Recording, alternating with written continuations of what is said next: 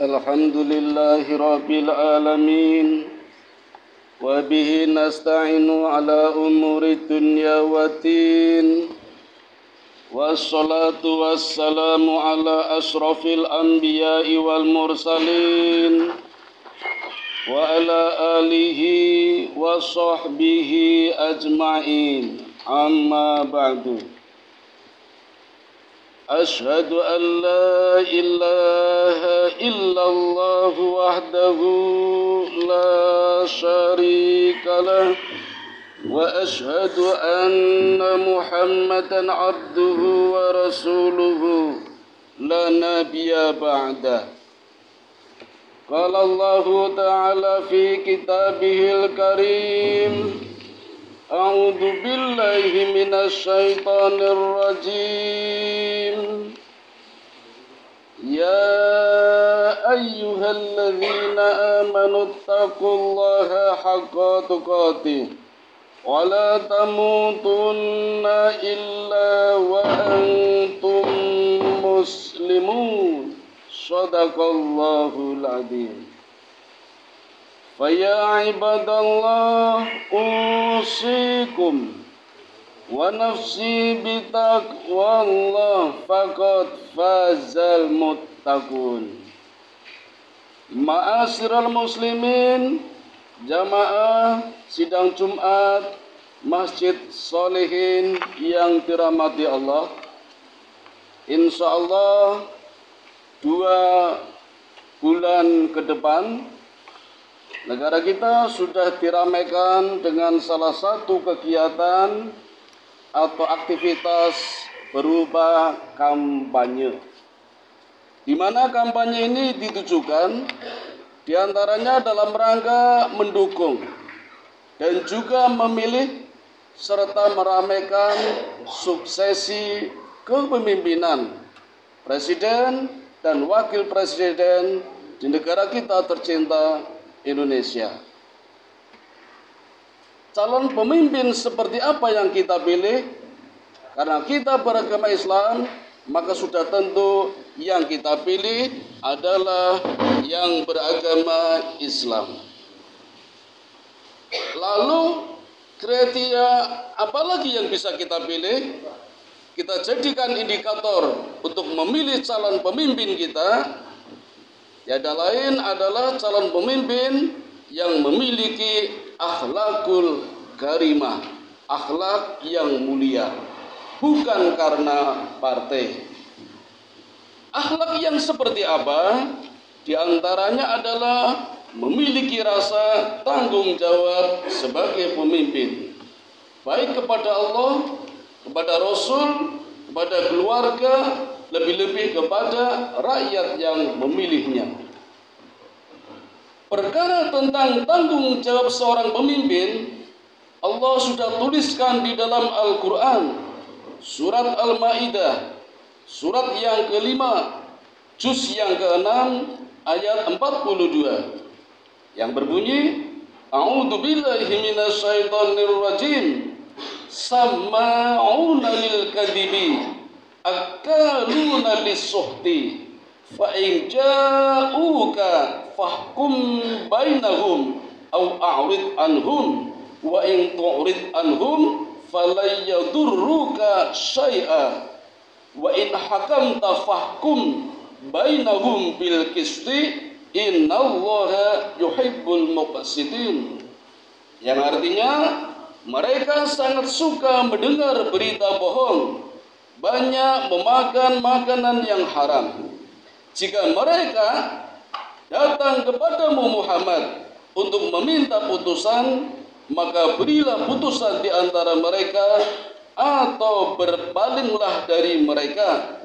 Dan jika engkau berpaling dari mereka, maka mereka tidak akan membahayakanmu sedikit pun.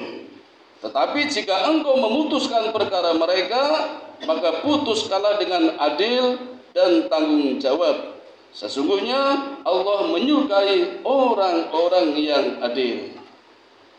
Hadirin yang dirahmati Allah, Ibnu Katsir di dalam tafsirnya mengatakan bahwa ayat ini turun berkenaan dengan dua orang Yahudi yang berzina. Mereka suka mengubah atau mengganti isi kitab Allah yang dipegang oleh mereka. Seperti urusan rajam misalnya. Rajam adalah hukuman yang diberikan kepada orang yang berzina dalam bentuk melempari batu sejumlah 100 kali kalau pelakunya belum berkeluarga. Tetapi kalau pelakunya sudah berkeluarga, maka harus sampai mati. Itu yang namanya rajam. Lalu mereka mengubahnya. Jadi orang-orang Yahudi punya kebiasaan mengubah hukum ini dan membuat peristilahan sendiri di antara mereka dengan nama yang lain, misalnya hukuman dera 100 kali dan dicoreng-coreng mukanya, kemudian dinaikkan ke atas keledai dengan keadaan terbalik. Ini yang biasa dilakukan oleh orang-orang Yahudi. Lalu ketika hal ini terjadi setelah hijrahnya Nabi Sallallahu Alaihi Wasallam, mereka mengatakan apa yang terjadi di antara mereka. Kemarilah bawa urusan itu kepadanya, maksudnya kepada Nabi, agar dia memberi putusan. Jika yang diberlakukannya hukuman jilid atau dera dan mencoreng muka, maka terimalah. Jadi menawar dari hukuman rajam tadi menjadi hukuman dera. Jadikanlah oleh kalian alasan antara kalian dengan Allah bahwa ada menghukuminya dengan rajam, janganlah kalian mengikutinya. Jadi kalau Nabi memutuskan rajam bukan dera, orang ini tidak menyetujuinya atau menolaknya. Kemudian Allah Subhanahu wa ta'ala berfirman kepada nabinya, jika mereka yang berzina tadi datang kepadamu Muhammad untuk meminta putusan, maka berilah putusan di antara mereka atau berpergilah dari mereka. Dan jika engkau berpaling dari mereka, maka mereka tidak akan membahayakan sedikit pun, yakni tidak akan ada bahaya bagimu bila tidak menghukumi mereka, karena mereka meminta dihukumi itu bukan karena berkeinginan mengikutimu, tapi justru mereka menginginkan apa yang cocok dengan hawa nafsu mereka. Ibnu Abbas dan lainnya mengatakan bahwa ayat ini mansuh atau terhapus oleh ayat yang baru saja saya bacakan, ayat 49 Quran Al-Maidah atau surat yang kelima. Hadirin yang dirahmati Allah, Abdullah bin Umar radhiyallahu anhu mengatakan bahwa orang-orang Yahudi menemui Nabi dengan membawa seorang laki-laki dan seorang perempuan yang telah berzina. Lalu Nabi bertanya kepada mereka, apa yang kalian lakukan kepada orang yang berzina? Mereka menjawab, kami mencoret-coret wajah keduanya dengan warna hitam dan memukulnya. Lalu Nabi bersabda, apakah kalian tidak menemukan hukum rajam di dalam Taurat? Mereka menjawab, kami tidak mendapatkannya sedikit pun. Lalu Abdullah bin Salam berkata kepada mereka, kalian telah berdusta. Bawalah Taurat kalian dan bacalah jika kalian orang-orang yang jujur. Mereka pun meletakkan kitab yang mereka pelajari, dan di antara mereka ada yang menutupi ayat tentang rajam dengan tangannya. Dia membaca apa yang ada di samping kanan kirinya dengan cepat tanpa membaca ayat tentang rajam. Jadi ditutupi dengan tangannya kata-kata tentang hukuman rajam. Abdullah bin Salam pun segera menyingkirkan tangannya seraya berkata, apa ini? Tatkala mereka melihat hal itu, mereka menjawab, ini adalah ayat tentang rajam. Rasulullah Sallallahu Alaihi Wasallam pun menyuruh untuk merajam keduanya di dekat kuburan samping masjid. Abdullah berkata, aku melihat si lelaki melindungi dan menutupi si wanita dari lemparan batu dengan cara membungkukkan badannya. Dituliskan di dalam hadis riwayat Bukhari, juz yang ketiga, hadis yang ke-4556.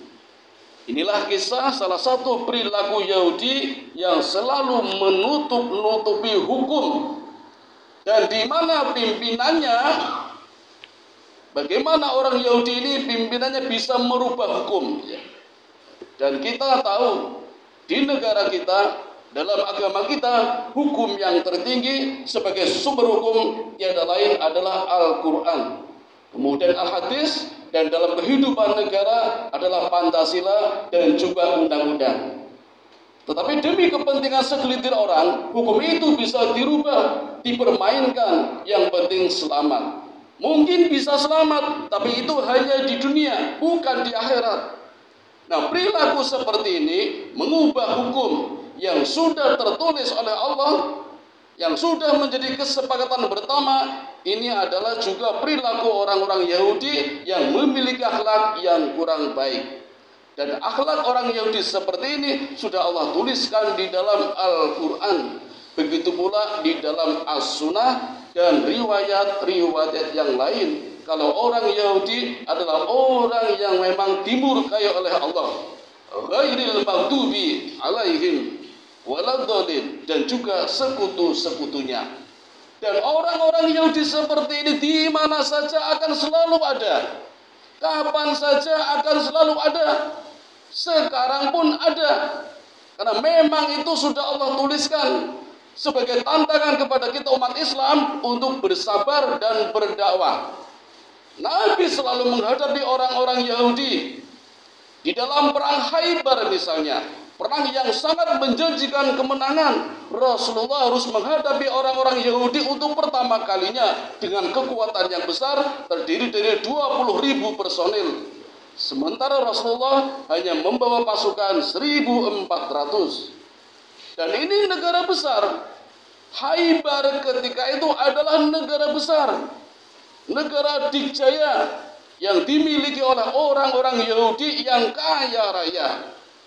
Saking kayanya orang Yahudi ketika itu memiliki pabrik metal, memiliki perusahaan sutra, dan siap menghadapi serangan dari manapun, termasuk menyambut serangan dari pasukan Rasulullah Sallallahu Alaihi Wasallam. Maka strategi orang Yahudi dengan berbagai macam cara. Apalagi orang-orang Yahudi di Khaybar memiliki benteng pertahanan yang sangat kuat. Dalam riwayat dikatakan bentengnya berlapis-lapis. Lapis pertama terdiri dari 5 benteng. Ada benteng Ni'am, benteng Nizar, benteng Sobun, benteng Sik, benteng Katiba. Lapis yang kedua ada benteng Komus, ada benteng Wati, ada benteng Natar. Bahkan dalam riwayat lain ada benteng-benteng lain yang belum disebutkan. Ada benteng Somrun. Dan semua bentengnya berdiri kokoh 850 meter di atas permukaan laut. Itu kekuatan Khaybar yang berada di celah oase antara dua gunung. Allah perintahkan Nabi Muhammad dengan orang-orang yang masuk sebagai sahabat untuk menyerang Khaybar, menghadapi orang Yahudi yang begitu pula, dan dengan strategi yang sangat bagus. Benteng-benteng mereka adalah sebuah siasat. Benteng yang pertama dihuni oleh para wanita.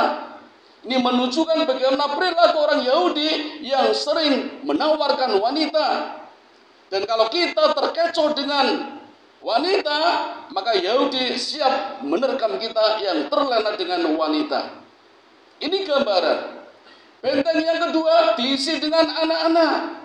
Siapa tahu pasukan Rasulullah melihat benteng yang dipenuhi anak-anak akan merasa kasihan. Dan di saat kasihan inilah Yahudi harus mampu membabi buta menyerang pasukan Rasulullah.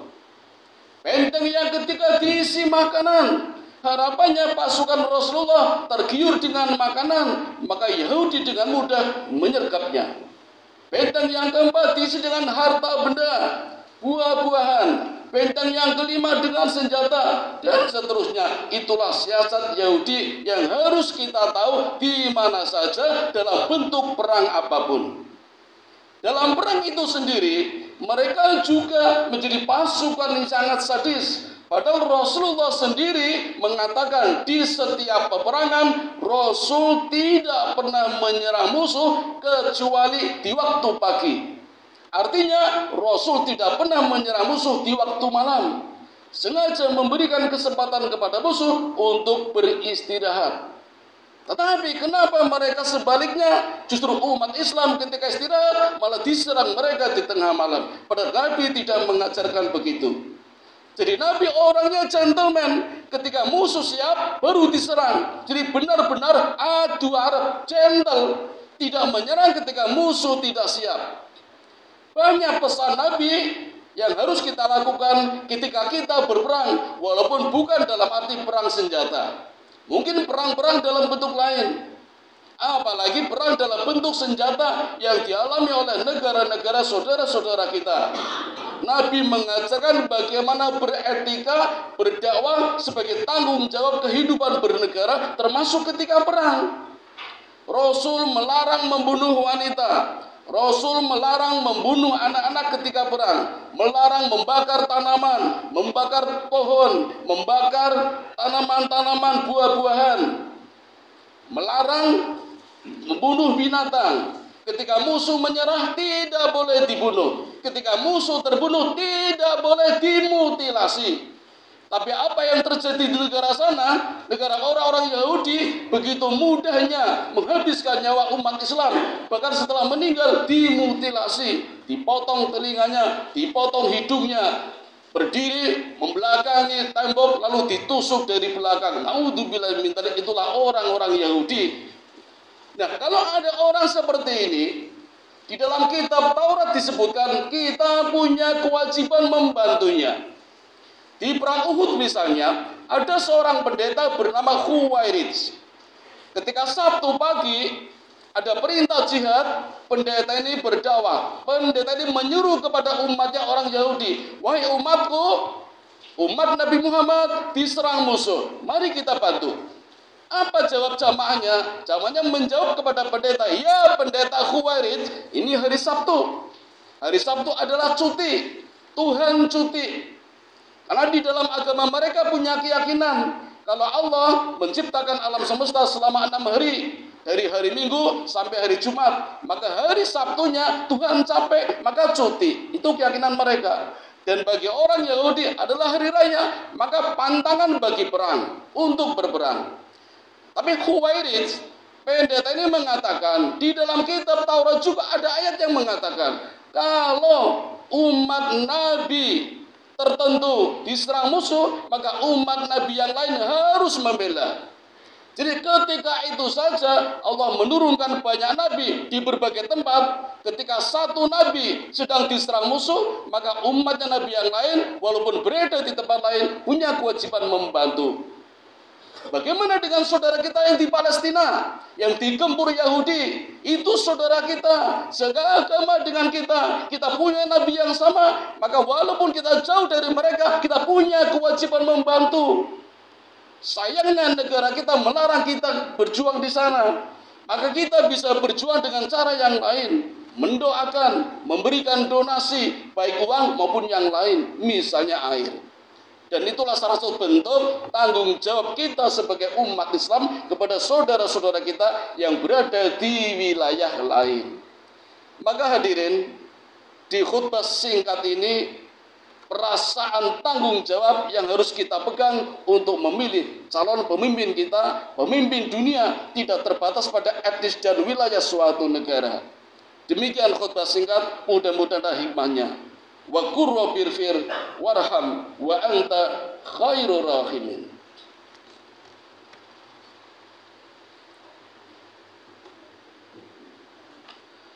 Alhamdulillahilladzi hadana li hada wa ma kunna linahtadiya laula an hadana Allah. Allahumma salli ala sayyidina Muhammad wa ala ali sayyidina Muhammad. أشهد أن لا إله إلا الله وحده لا شريك له وأشهد أن محمدا عبده ورسوله لا نبي بعده. قال الله تعالى في القرآن العظيم: أعوذ بالله من الشيطان الرجيم. يا أيها الذين آمنوا قوا أنفسكم وأهليكم نارا أيها المسلمون اتقوا الله حق تقاته ولا تموتن إلا وأنتم مسلمون. Hadirin yang dirahmati Allah, satu perkara akhlak yang mulia yang bernama tanggung jawab, marilah kita coba kita amalkan minimal dalam kehidupan keluarga kita.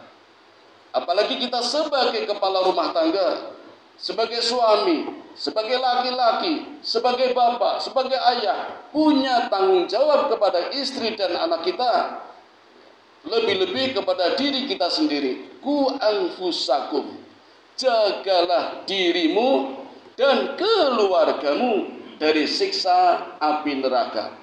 Maka marilah kita mulai dari diri kita sendiri dulu, mencoba mempraktekkan bertanggung jawab pada Allah, kepada Rasul, kepada diri sendiri. Kemudian menurun kepada istri kita, kepada anak-anak kita. Dalam waktu yang bersamaan juga melebar kepada saudara kita, ke setingkat RT, setingkat RW, kelurahan, kecamatan, dan seterusnya. Tapi kita juga harus dalam waktu yang bersamaan membentuk diri kita menjadi orang yang bertanggung jawab. Insya Allah dengan satu akhlak yang mulia ini kita bisa bertanggung jawab. Jaminannya tiada lain adalah pahala yang terbaik, yaitu surga Jannatun Naim wa Jannatul Firdaus. Amin ya rabbal alamin. Mari kita berdoa bersama-sama. Mudah-mudahan Allah masih memberikan kesempatan kepada kita untuk menjadi umat yang baik, yang berakhlakul karimah dan memiliki rasa tanggung jawab, baik sebagai pemimpin maupun sebagai umat. A'udzu billahi minasyaitonir rajim. Bismillahirrahmanirrahim. Innallaha wa malaikatahu yusholluna 'alan nabi. Ya ayyuhalladzina amanu shallu 'alaihi wa sallimu taslima.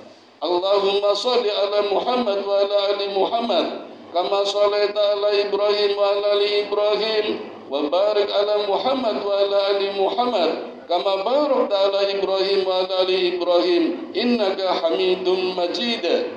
Allahumma ighfir lil muslimina wal muslimat wal mu'minina wal mu'minat al ahya'i minhum wal amwat innaka sami'un qaribun mujibud da'wat wa qadiyal hajat wa qati'us syahwat.